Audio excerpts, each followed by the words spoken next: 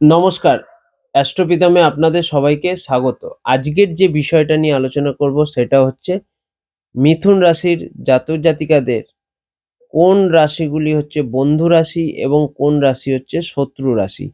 তা প্রথমত যে সকল রাশিগুলো আমাদের বন্ধু রাশি সেটা হচ্ছে আমাদের 9th হাউস, 10th হাউস আর 11th হাউসের জাতক জাতিকারা।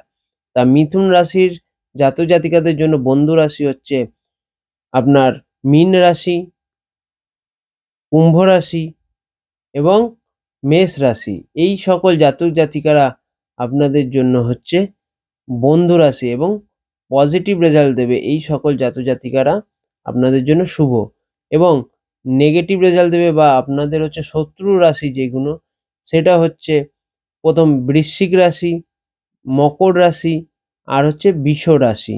এই তিনটে রাশির জাতক জাতিকারা আপনাদের জীবনে নানা ধরনের সমস্যা ক্রিয়েট করবে। তা অ্যাস্ট্রোপিতম ইউটিউব চ্যানেল, ফেসবুক পেজ এবং ইনস্টাগ্রাম পেজটাকে like, comment, share and subscribe করবেন, ফলো করবেন। ধন্যবাদ।